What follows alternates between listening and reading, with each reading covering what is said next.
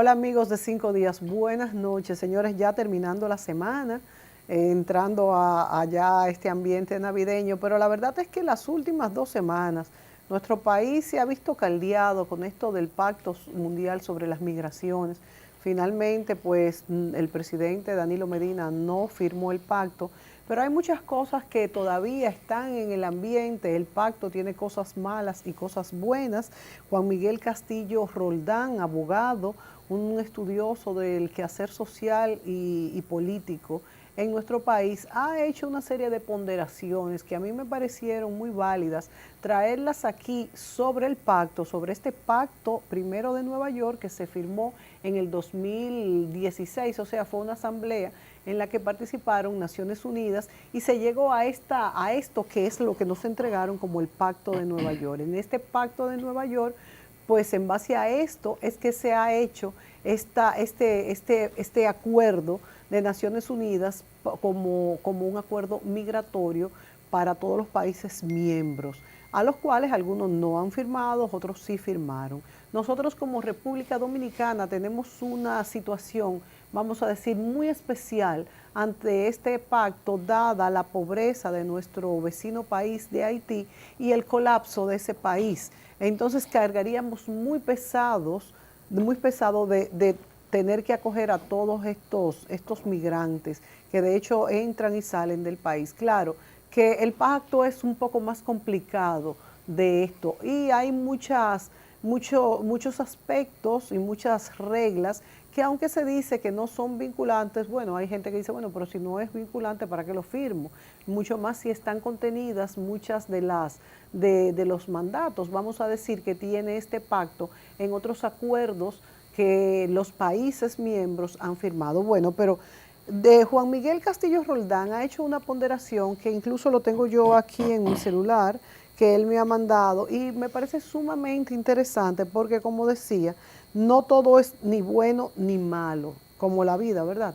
En la vida no todo es ni bueno ni malo, hay muchos matices de grises y eso es lo que vamos a analizar para conocer el contenido a fondo. Bienvenido Juan Miguel Castillo Roldán a 5 días. Yo creo que el tema es muy interesante. Estas ponderaciones que tú has hecho son importantes porque, bueno, tú sabes que el texto del pacto es largo y he escuchado mucho cuando yo he dicho que no estoy de acuerdo en que se firme ese pacto porque no estoy de acuerdo, que me han dicho, me han respondido algunas personas, porque la mayoría con las que he hablado están igual, no están de acuerdo, pero hay otras personas que me dicen, tú no estás de acuerdo porque no lo has leído totalmente. Entonces, por eso es mi interés de que tú aquí nos expliques los pros y los contras de este pacto.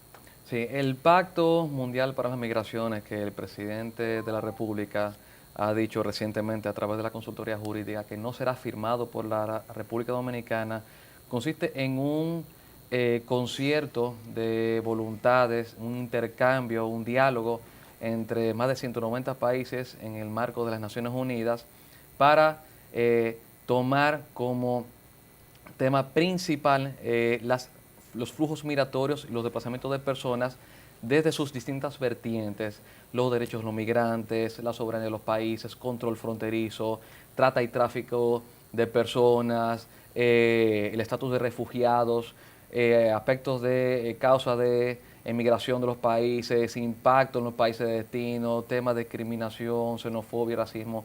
Es un pacto con un contenido rico, porque no solamente habla del flujo per se, de la regulación de la migración transnacional, sino que abarca todos los aspectos adyacentes a la migración, económicos, sociales, culturales, penales también, en materia de crimen organizado y transnacional, como es la trata de personas, incluso hasta seguridad en el transporte, porque incluso habla sobre obligaciones del Estado Dominicano y de los estados firmantes, obviamente, en materia de seguridad de esos medios de transporte que son captados en viajes ilegales y que por más que sean ilegales y haya responsabilidades penales por el tráfico ilícito de migrantes, porque eso está tipificado como un crimen, el tema de patrocinar y organizar esos viajes que ponen en peligro la vida Claro. de las personas y que burlan las autoridades, que al margen de eso, que se debe velar por la seguridad de esas personas cuando son captadas en la comisión de ese transporte y ese viaje internacional. O sea, el pacto es importante verlo en su justa dimensión. Es un hito en la historia de las relaciones internacionales, en la historia del derecho migratorio y del derecho internacional público, porque por primera vez se inicia un diálogo, y el diálogo en derecho internacional es muy importante, y la cooperación en derecho internacional es importantísima porque con una adecuada cooperación se desarrollan los países y se fomenta un clima de paz en la comunidad internacional. En un marco de cooperación y diálogo se asume el tema de los flujos migratorios que tradicionalmente, históricamente y jurídicamente, sin lugar a dudas, siempre ha constituido un desprendimiento de la soberanía de los estados, no sujeta a la regulación del legislador internacional. Todo lo que tiene que ver con vinculación de nacionalidad de estados con su población, el vínculo de nacionalidad y el control de quién entra, quién permanece y quién sale de su territorio a través de su frontera, eso es parte de un desprendimiento de los estados soberanos y de su jurisdicción interna, que no está sujeta a discusión, y eso estamos claros desde la Carta de las Naciones Unidas del 48, estamos claros en eso de la Convención de Viena del 69 sobre derechos de los tratados, y toda la jurisprudencia internacional y tratados internacionales de los últimos 40 años, todos respetan ese marco regulatorio que se reserva a los estados. Pero cambia esto entonces con este pacto. Hasta cierto punto, sí, hasta cierto punto, porque el pacto reconoce la soberanía de los estados, no habla de fronteras abiertas, ni habla de abandono de las potestades del Estado, no dice eso, pero tiene consecuencias en la previsión, en su contenido, que indudablemente afectan la autoridad del Estado, la socava, porque el Estado, si bien es cierto que en la aplicación de su normativa y su política migratoria, siempre ha tenido como marco general de límites, como sombrilla, los derechos humanos. El ejercicio de una potestad del Estado en regular las migraciones nunca puede ser lesiva de los derechos humanos. Tiene que respetar la vida de las personas, la dignidad, la igualdad. Aunque tú tengas tus políticas migratorias. Y en materia de derechos de naturaleza procesal, el debido proceso, que una detención tiene que ser practicada por autoridad competente en un centro de retención para tales fines, que se respeten los recursos disponibles por la legislación. Pero sí, este pacto iba a reforzar esos puntos que quizá países no lo aplican. De hecho lo debilitaba. Los debilitaba. Gravemente. Por lo que digo, no habla de fronteras abiertas, establecía límites en el ejercicio de las detenciones migratorias. Por ejemplo, la Constitución Dominicana y la Ley General de Migración establece muy claramente que una persona puede ser detenida como acto administrativo cuando ha incurrido en una infracción migratoria de penetración ilegal o de permanencia más allá del tiempo, o de cualquier violación de condición de permanencia que lleva a un estatus de ilegalidad. Hay una declaratoria de ilegalidad, se detiene, se depura y se deporta. Si la persona es detenida en un punto de entrada, no se llama deportación, se llama no admisión. Y está en el artículo 15 y 121 y siguiente de la Ley General de Migración. La no admisión es una figura que incluso en materia de repatriaciones practicadas en la frontera, generalmente es el Ministerio de Defensa que lo hace, porque ellos tienen la responsabilidad de resguardar la frontera. Esas no admisiones ascienden a más de 60,000 al año. No, pero es que inclusive todavía uno que va, por ejemplo, a los Estados Unidos con una visa, el cónsul tiene derecho a decirle a uno, no, usted no puede entrar. O sea, claro, eso es que se incluso con los visados que establecen un derecho de arribo al puerto de entrada hábil, no obliga a la admisión de ningún extranjero en ninguna parte del mundo. El visado dice, usted tiene derecho a llegar y tocar la puerta, pero usted tiene que tener todos sus documentos al día, regulares, y evidentemente no incurrir ninguna causa al que lleve la no admisión. O sea, esa no admisión, dice la ley expresamente, que la no admisión no puede ser recurrida. Es una de las grandes excepciones del derecho migratorio al debido proceso, al doble grado de jurisdicción, porque tanto la ley, el legislador, como la jurisprudencia constitucional han reforzado que disposiciones como esas, que son excepciones al debido proceso, que conocemos tradicionalmente en el artículo 69 de la Constitución, son desprendimientos de la potestad del Estado en materia de seguridad nacional para ejercer una autoridad. No puede ser arbitrario, pero puede hacerlo. Entonces, ¿qué dice el pacto, por ejemplo? Y se agrava desde la Declaración de Nueva York del año 2016, que esa detención debe ser la última ratio, Sí. debe ser la última medida, que debe recurrirse a ella solamente en caso de necesidad extrema. O sea que yo no puedo de entrada hacer eso. Exacto. Y ni siquiera en la frontera. Y la frontera establece, antes de entrar a la frontera, porque eso incluso Sí, empeora sí. mucho más, ¿dónde está el problema de deportación? Que quien hizo esa cláusula, evidentemente, yo, y lo puedo decir abiertamente porque yo me dedico a este tema, nunca ha trabajado con derecho migratorio y nunca ha cooperado con una entidad ejecutora de derecho migratorio. Usted dice que usted no puede tener a un extranjero en condición ilegal, cuya característica intrínseca a esa permanencia ilegal es la transitoriedad, está de tránsito. No tiene domicilio, no tiene autorización de gobierno. Sí. Cuando usted no lo detiene a un Sí. extranjero ilegal, usted no tiene cómo identificarlo, usted no tiene cómo asegurar los gastos de deportación porque entró ilegal y no tiene ningún garante. Claro. Y una persona que usted no tiene cómo identificar Claro. en domicilio porque no está autorizado. Si usted no lo detiene, usted lo perdió. Entonces, Sí. en el caso de la frontera, ahora conecto con tu pregunta, establece que el principio de no refoulement, de no devolución, aplicable tradicionalmente al estatus de refugiados, que usted no puede devolver un solicitante de refugio, de asilo, cuando esa devolución a su país de origen representa un peligro para su vida, para su seguridad. Sí. Eso aplica solamente para esos casos de persecución política.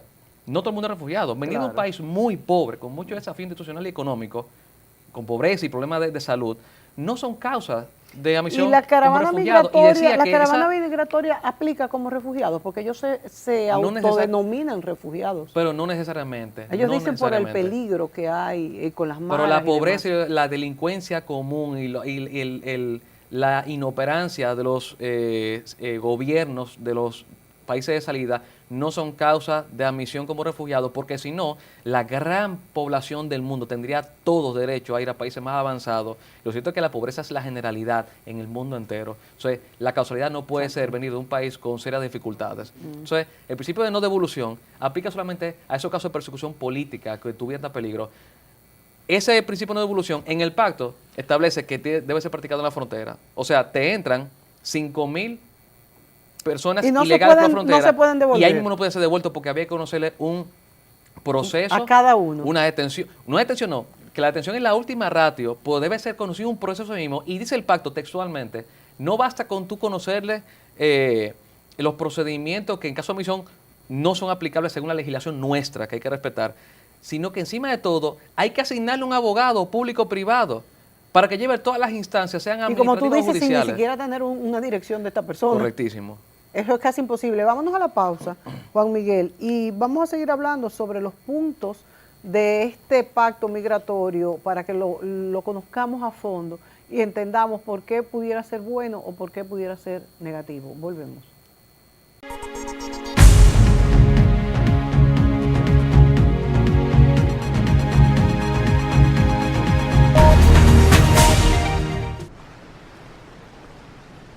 ¿Qué tal la caminata? ¿Por dónde empiezo?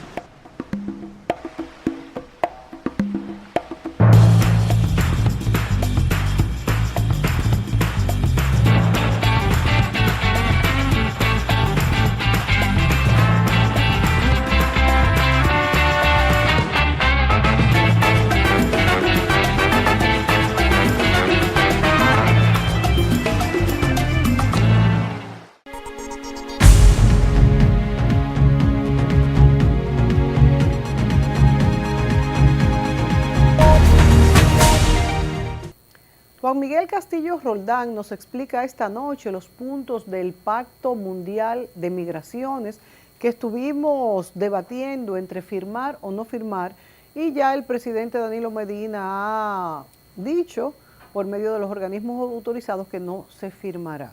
Juan Miguel, tú nos has estado explicando los primeros puntos, por ejemplo, de que no pueden ser los migrantes objeto de deportación, por ejemplo, el que llega a la frontera. Yo te comentaba que aún los que tenemos visa para un país, si no cumplimos al llegar las condiciones necesarias, pueden decirnos, no, usted no va a entrar. O sea que es un derecho que se debe reservar el país. Ahora yo te pregunto, tú me dices que todos los estados, todos los países tenemos nuestra política migratoria y que es potestad de cada uno de los países. Sin embargo, en nuestro país ha habido mucha interferencia Antes de seguir con cada uno de los puntos del Pacto Mundial, te pregunto, ¿ha habido mucha interferencia en nuestro país con las relaciones de nuestros migrantes que llegan? Y ha habido inclusive sanciones o amenazas de sanciones. Entonces, ¿por qué se hace esto si cada país supuestamente tiene el derecho de controlar sus fronteras como le parezca, Sí. sin atropellar los derechos humanos? Claro, en derecho internacional siempre se ha reconocido la potestad de cada Estado para regular su flujo migratorio. Sin embargo, en el caso de República Dominicana, como usted bien manifiesta, ha ocurrido que organismos internacionales, empezando por Naciones Unidas, la OIM, ACNUR, la Unión Europea, siempre en buscar una solución dominicana al problema haitiano. Y sobre esa base se han hecho propuestas que francamente invaden las competencias que son del Estado Dominicano, y en el caso de la Corte Interamericana de Derechos Humanos, que ha fallado en varias ocasiones asuntos migratorios, en 2 ocasiones, con el caso de Gianni Bosico, y en una ocasión posterior, también muy reciente, incluso pretendía ordenar al Estado Dominicano a modificar su constitución e incluso modificar su normativa migratoria en cuestiones que son de su competencia, como incluso los plazos de permanencia y el concepto de transitoriedad. Claro, todo eso se definió con la sentencia 178-13 y con la sentencia 256 del Tribunal Constitucional del año 2014, pues se declaró nulo el instrumento de aceptación de la competencia de la Corte Interamericana. Por tanto, ya eso equivale a papel mojado, eso tiene un carácter jurídico referencial.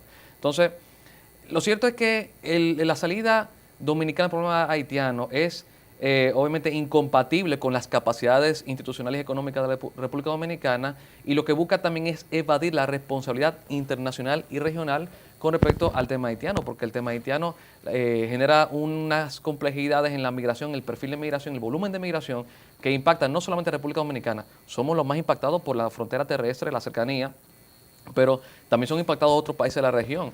Entonces, la solución natural es tratar de lograr un nivel de absorción de población extranjera para buscarle documentación y los beneficios propios de la consideración de una ciudadanía y la no deportación, para básicamente darle acceso, que como quiera se le da acceso a todos los servicios básicos. Porque nosotros, yo tengo informaciones oficiales del Ministerio de Educación que establece que hemos gastado 4.600 millones de pesos en educación de población inmigrante. Hemos gastado miles de millones de pesos en salud de población inmigrante. Lo dice el Ministerio de Salud Pública y lo ha dicho el Servicio Nacional de Salud. Sí. Hemos gastado 2.000 millones de pesos en regularización de población inmigrante. Hemos regularizado más de 300.000 inmigrantes, cuando todavía miles de familias dominicanas que no tienen documentación de identidad por generaciones.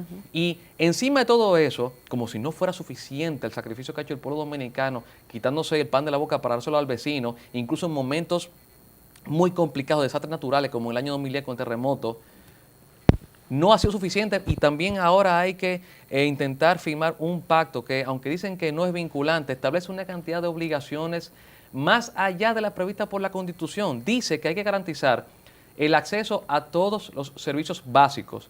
Yo te puedo decir lo que son servicios públicos, porque establece la Constitución y la ley, y todo el que es abogado, que estudia el derecho administrativo, el derecho público en sentido general, sabe el alcance de los servicios públicos, servicios de interés general, que protegen derechos fundamentales, como son la salud y la educación, pero servicios básicos en sentido general. La redacción del texto es tal que da incluso lugar a una incorporación de obligaciones de carácter asistencialista a la población inmigrante. O sea, así no puede ser. Pero incluso creo que se dice que hay que buscarle dónde vivir. Sí, correcto, porque es que establece unas obligaciones que rebasan toda capacidad del Estado. Y eso estaría muy bien, pero no tenemos cómo proporcionarle a todos nuestros nacionales dónde vivir. Y si comenzamos a hablar también en temas de discurso de criminalización de la libertad de expresión en cuanto a destacar la identidad nacional, se presta confusión. No es que lo criminalice el pacto, pero establece con carácter preocupantemente imperativo que debe fortalecerse, implementarse una campaña que explique a la sociedad de destino todas las bondades de la migración. Pero entonces, inmediatamente dice, y se condena toda manifestación de xenofobia y racismo. Toda persona con dedo de frente, con sentido ético y ciudadano, y especialmente un abogado, va a desaprobar en toda forma la discriminación, que es un delito y debe ser castigado. Y la persona que pronuncia un discurso de odio debe ser sancionada conforme a la ley, porque eso es un delito y eso juega con la dignidad de la persona. Ahora, ser objetivo con respecto a los efectos negativos, que los hay, de la migración descontrolada, indocumentada e Tiene irregular. muchos efectos negativos. Ser objetivo en cuanto a eso y destacar esa parte negativa. Hay positiva y también hay negativa. Claro, hay positivas, y resaltar los muchas. valores de la identidad dominicana y la importancia de resaltar la soberanía para el control migratorio. Eso es un discurso de odio. Entonces, ¿hasta dónde vamos a llevar los límites de la libertad de expresión? Entonces, yo le recomiendo a todas las personas interesadas en el tema, abogados, estudiantes de derecho, sociólogos, ya el pacto dijeron que no se va a firmar. Ustedes tienen la posibilidad de buscar el pacto y por sí mismos leer ese documento que ni iba a ser vinculante y tampoco se va a firmar ahora, ver las debilidades que hay muchas y son graves, pero tiene muchísimas fortalezas y yo lo reconozco públicamente.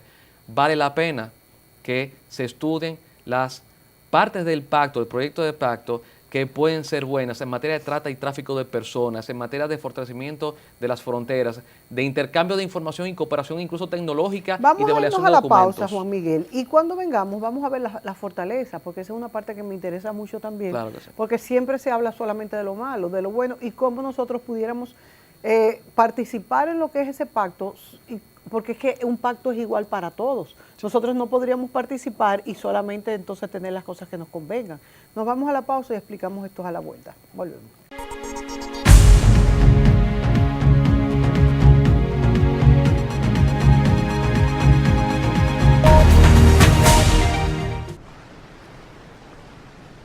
¿Qué tal la caminata? ¿Por dónde empiezo?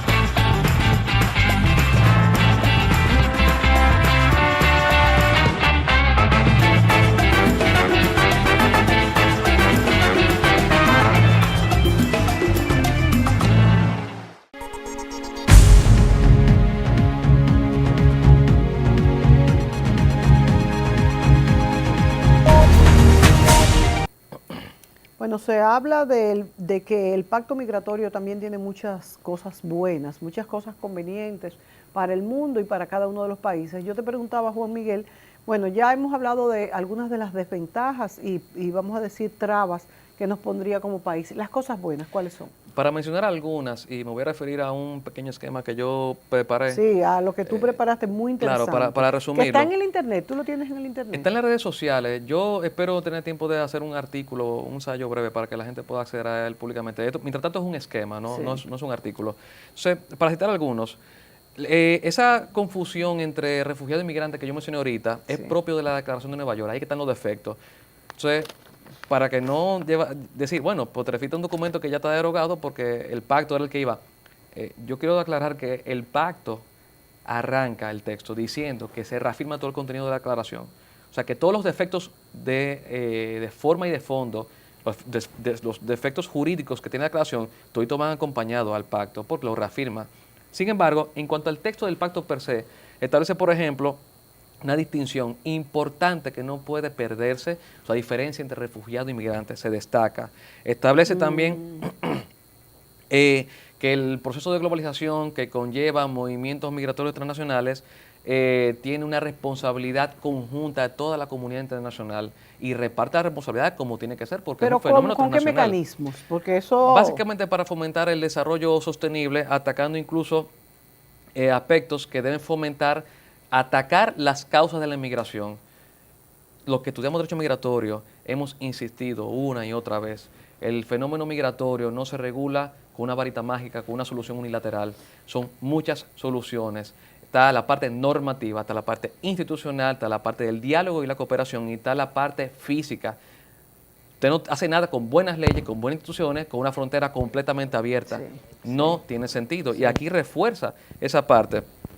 En materia, por ejemplo, de optimización de los recursos que promete una migración ventajosa, y eso es maravilloso. Yo siempre he discutido con mis colegas y en los escritos que yo he publicado, la migración es un fenómeno que puede ser aprovechado ventajosamente, pero para usted aprovechar la migración, debe planificarla, debe identificar la causa de la migración, la consecuencia, debe conocer su mercado laboral interno, su economía, su capacidad de suministro de servicios públicos y también las capacidades de recaudación para que sea sostenible. Y cuando usted conoce la situación local, incluso por geografía, usted puede decir, bueno, conviene flexibilizar los procesos de obtención de residencia para tal tipo de migrante Claro. que quizá tiene calificación laboral, calificación educativa, Además, le va no muy tiene bien al antecedentes migrante penales. entonces, porque llega ya a un trabajo específico. A un trabajo, colocarse. pero que se requiere también, porque quizás faltan recursos, por ejemplo, médicos, y quizás falta medio cardiólogo, y quizás esos cardiólogos se pueden aprovechar en una zona fronteriza, y esos cardiólogos vienen quizás graduados ya, especializados, por ejemplo, digamos de Venezuela, Sí, y vienen sí. con un título que puede ser homologado y ya dominan la lengua, porque la ventaja que tiene, por ejemplo, un migrante de habla hispana Claro. es que ella domina el idioma, y eso es una ventaja, y todo eso se estudia. Y lo bueno es que el documento se refiere a ese tipo de optimización de los datos. Habla incluso también de intercambio de datos, de verificación, incluso mejora de verificación de los antecedentes penales, se refiere a eso. Muy Eso está importante esa excelente. parte. Incluso establece que debería ser bueno fomentar la creación de un marco para la migración por desastres naturales. Eso es muy bueno. Porque cuando ustedes van a las categorías y subcategorías migratorias de la Ley General de Migración y su reglamento, realmente en ninguna encaja la migración por causa de desastres naturales. Y experiencias como la del año 2010 y la respuesta del Estado Dominicano de brindar asistencia y ayuda, lo cierto es que se hizo con fines humanitarios y es plausible, pero sería muy conveniente que haya un marco, porque qué mejor ayuda que se contempla una haga de forma organizada. sistematización de esto, de Sí, una que se ayuda. haga sistematizado con un marco, y eso yo creo que sí lo necesitamos, porque obviamente no tener un marco no es razón para dar No la espalda ayudar, al como vecino pasó, que está en claro. necesidad. No es razón para eso, pero vamos a hacerlo bien. Entonces, cuando usted tiene un marco, tiene reglas claras, y reglas claras permite, por ejemplo, que una vez termina la asistencia hacia las víctimas, usted puede repatriarla, porque toda la normativa internacional establece, incluso en materia de trata y tráfico, los convenios internacionales vinculantes, aprobados por el Congreso, ratificados, en materia de trata y tráfico, establecen que las mismas víctimas de trata y tráfico, una vez el Estado ha cumplido con su obligación internacional de dar asistencia médica y psicológica, usted puede perfectamente repatriarlo. Ya usted cumplió con una obligación. Bueno, las víctimas de desastres naturales podemos aplicar la misma lógica que hemos previsto ya en convenios que sí son vinculantes, por cierto. Incluso, para ir terminando, refuerza la obtención de nacionalidad por vía del jus sanguinis, lo cual es maravilloso que se reconozca en el pacto, porque el jus sanguinis es un método de adquisición de nacionalidad de forma originaria por transmisión de la sangre, Claro, padre a que hijo, no es porque nació en un territorio X, y sino que porque, evita la patridia, claro, y eso porque es maravilloso para la seguridad descendiente jurídica. de uno que vivió ahí. Y algo que a mí me encanta en lo particular, que es, esto lo voy a dejar de último porque es muy importante, promueve la obligación de los estados de documentar a sus nacionales.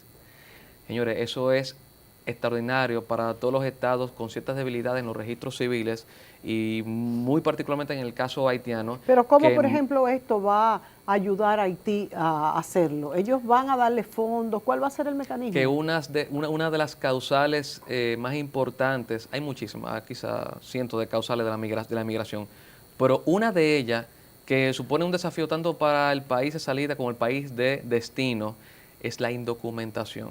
La migración indocumentada, por definición, es migración irregular, con todos los problemas que eso acarrea. Lo cierto es que el proceso de documentación de nacionales en su territorio facilita la migración de forma legal a los países de destino, y también facilita la protección de los derechos de esa población migrante en el extranjero. Y del punto de vista de documentación de población inmigrante, también establece obligaciones. Y yo quiero hacer un énfasis que yo no estoy hablando de documentación que otorga estatus migratorio, dígase residencia o no residencia, Sí. ni documentación que nacionaliza como dominicanos. Yo no estoy hablando de eso. Yo estoy hablando de documentación de identificación del migrante. Si hemos gastado miles y miles y miles de millones de pesos en educación, salud, regularización, seguridad social, en población migrante, y también en ejercicio del control migratorio fronterizo y la Dirección General de Migración, podemos también invertir en documentación para identificar. Y yo les digo, como persona que trabaja con derechos humanos, yo trabajo para la Defensoría del Pueblo, y yo también manejo muchos casos de inmigrantes, la falta de documentación genera problemas en la identificación del ciudadano extranjero, en el proceso de deportación, porque si usted no sabe cómo se llama ni de dónde es, usted no tiene dónde deportarlo, porque la autoridad de ese país, para empezar, no lo va a recibir si no tiene una certeza de que esa nacionalidad es de ese país, porque no van a recibir a alguien a lo loco.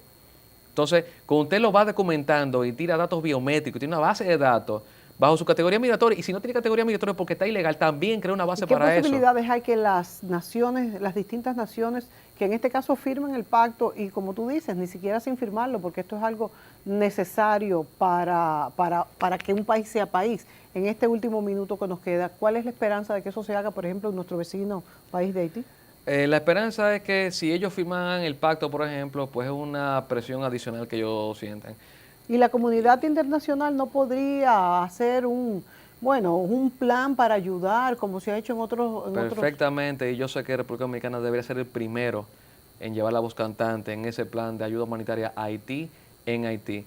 Y para las personas que están de acuerdo o en desacuerdo con el pacto, yo estoy contento de que el Poder Ejecutivo haya actuado conforme a la soberanía, conforme a la Constitución y conforme al derecho internacional público. Ese pacto tenía cuestiones que eran riesgosas.